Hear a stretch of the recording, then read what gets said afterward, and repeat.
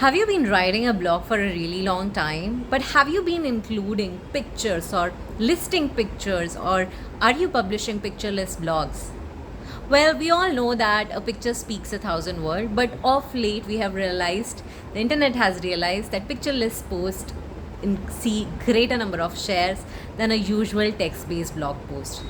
So, hello everyone, this is Nidhi Singh, and today we are going to talk about how to increase traffic to your blog or website.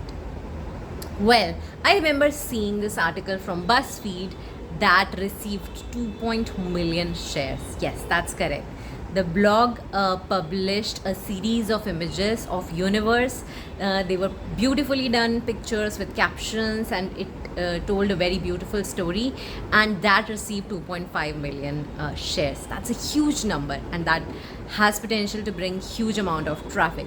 So the point I'm trying to make is, for us as publishers, a leaf to take from BuzzFeed is that we should include some compelling images along with our blog articles to have greater share.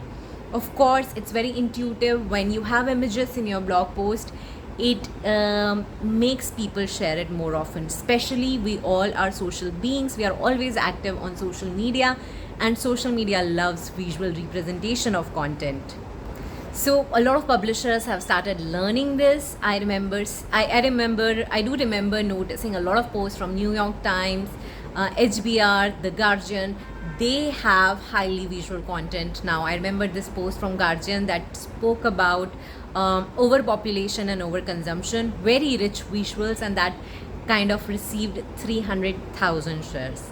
So if you have content that you have already published, then I would say go back and tweak it and include some compelling images with story, and you will see a difference, that it will start gaining more engagement. Of course, because you can't expect your content to just start busting out like BuzzFeed or Guardian, but of course you can do A/B testing. You can probably create a test A and create a test B. In test A, you just keep text, and in test B, you keep images. And you see what is the engagement rate via Google Analytics or Adobe Analytics or whatever click-through mechanism you use. You will definitely see a lift in articles where you have included images. Now, just to give you a head start, let me talk about how you can include these images. One very simple way to include image in blog post is if suppose your blog is about sustainability, you would include some green images or zero food waste images, etc. That's level 0 to get started with. Level 1 could be you show some stark comparison between a sustainable lifestyle and non-sustainable lifestyle. That also means that you can do visual storytelling. That's number 2, actually point number 3. Right? Point number 4 is, what you can do is you can create infographics. You can bring various stats about sustainability, and via graphs and charts, you can show that how sustainability may be a green earth, and how using plastic you turn the green earth into gray earth, or maybe you can show that how you reducing the use of plastic, you can start turning that gray earth into green earth. That's a way you can use images.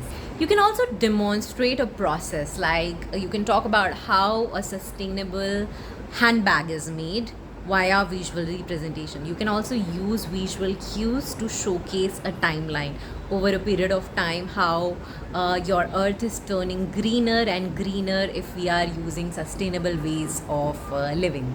So yeah, that are some ideas that you can use to get started. And if you're looking for a tool to do all of this, you can look at Canva.